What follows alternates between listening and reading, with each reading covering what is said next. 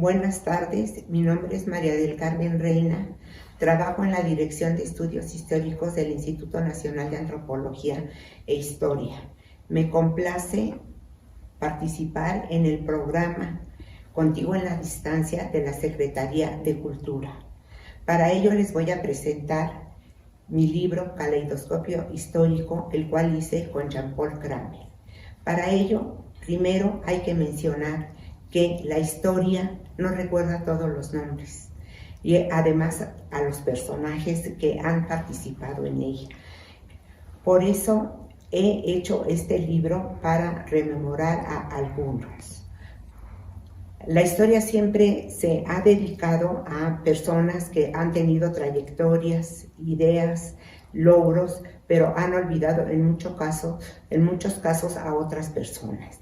En este caso también hay que mencionar que también han aparecido personas que no son muy recomendables. Por esto vamos a citar un ejemplo del templo de Artemisa en Éfeso. Este templo se proyectó con el fin de elevar a Artemisa, lo cual lograron. En 120 años lo construyeron y quedó hecho una maravilla que todo el mundo los admiraba. Pero una noche quedó todo cenizas.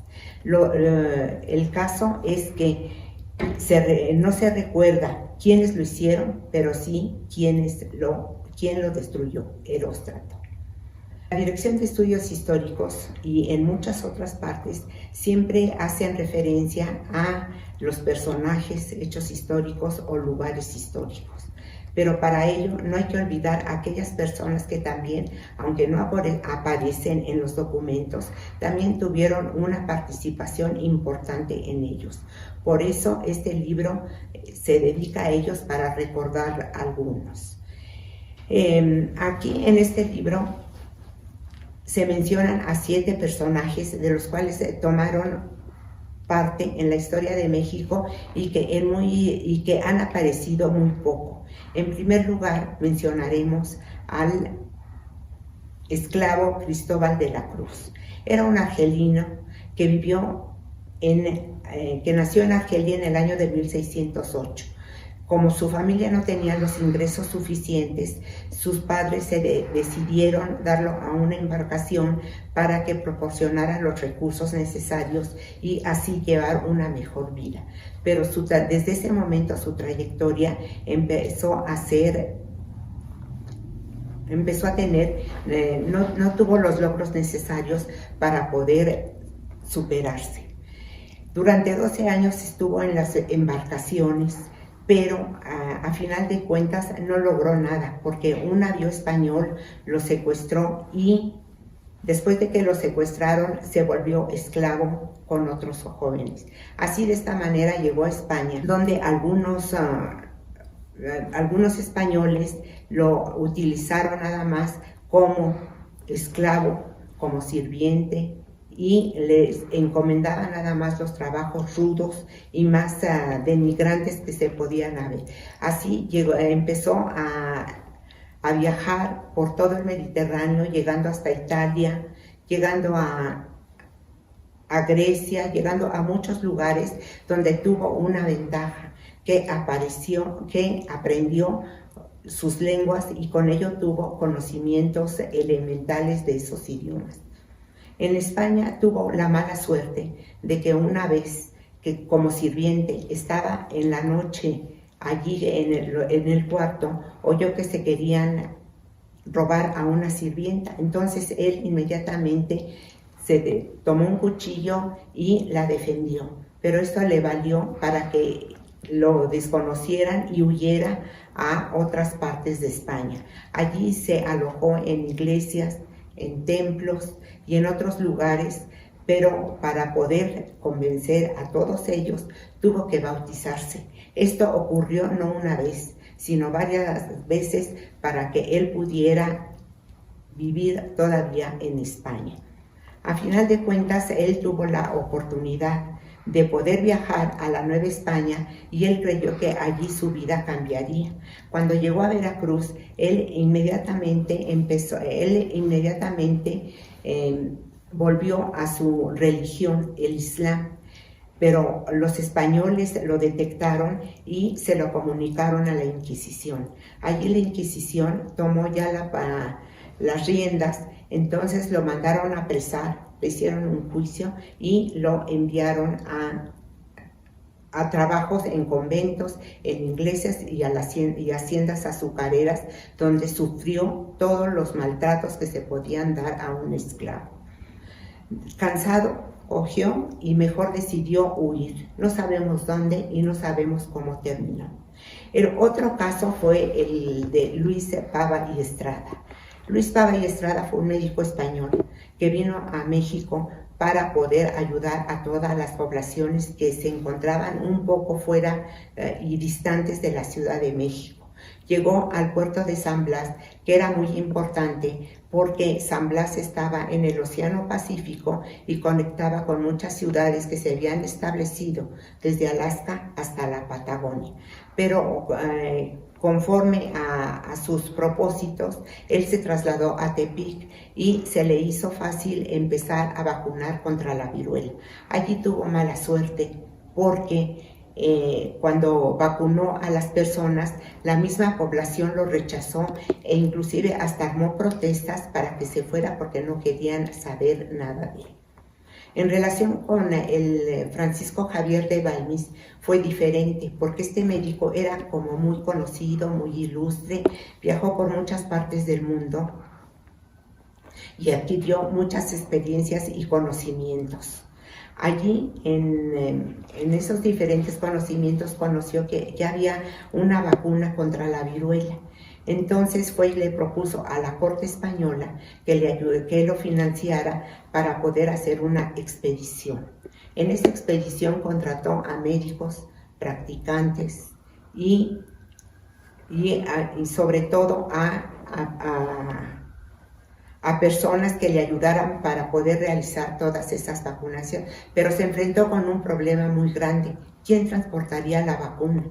Entonces, para ello pensó que lo ideal serían los niños. Estos tres casos que les he comentado transcurren durante la época colonial. Ahora vamos a ver lo que pasó en el siglo XIX con algunos personajes que no son también muy conocidos. Cuando México se independiza, México tenía la fama de que era un país minero, que se habían obtenido grandes riquezas y muchas personas habían participado en ello. Para ello, muchos inversionistas llegaron con la intención de hacer lo mismo. Para ello, un grupo de estadounidenses decidieron trasladarse aquí a la Ciudad de México y tramitar todos los papeles para que se les adjudicaran algunas minas. Para ello, eligieron Tasco. Entonces eligieron una mina, el Pedregal. Allí llegaron y después de la autorización, ellos utilizaron a trabajadores, herramientas y todo lo que se necesitaba para poder hacer la explotación de las minas.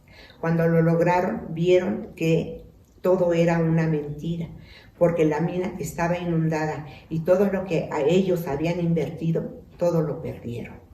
Ahora pasaremos al caso de Ignacio Cumplido. Ustedes lo han oído nombrar porque su periódico El Siglo XIX fue muy famoso. Este Ignacio Cumplido le dedicó toda su vida porque desde que lo fundó hasta su muerte siempre estuvo al pendiente de él.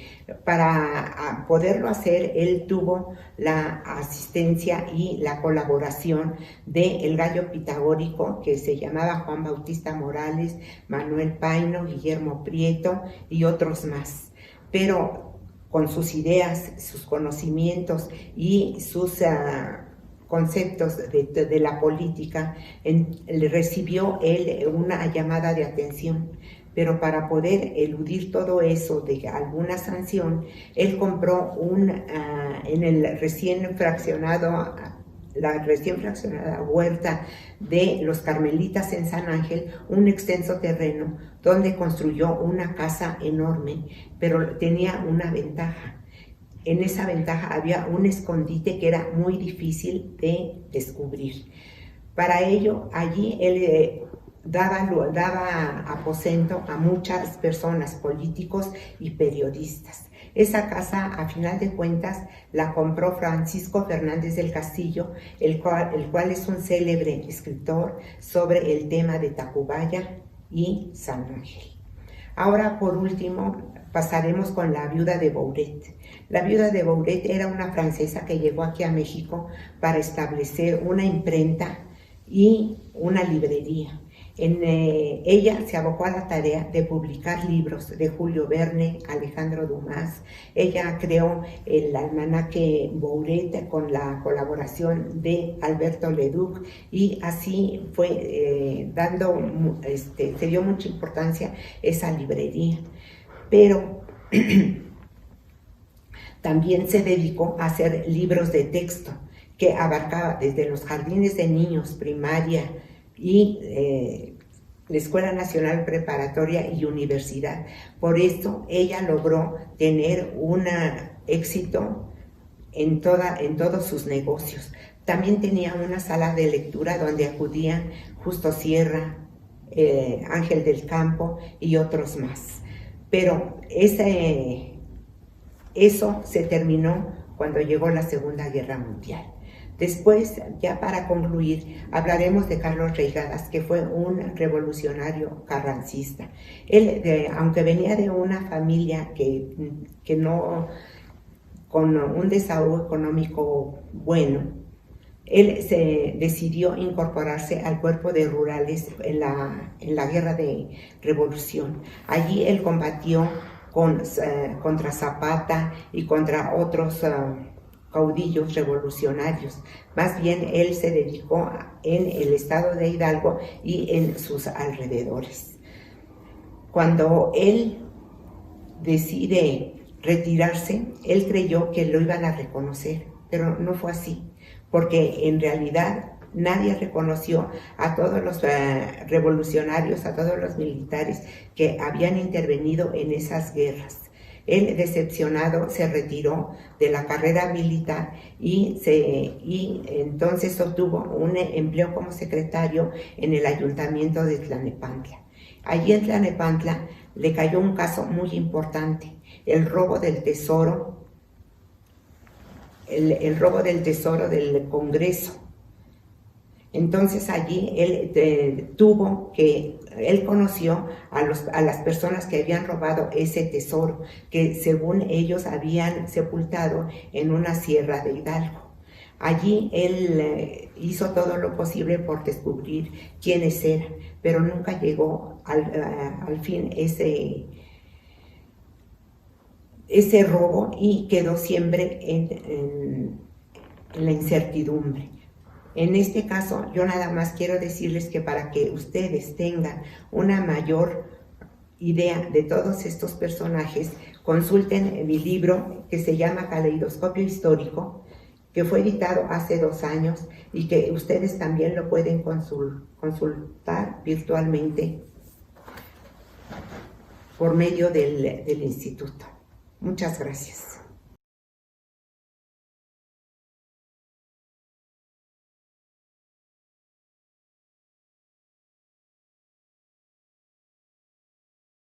Instituto Nacional de Antropología e Historia. Secretaría de Cultura. Gobierno de México.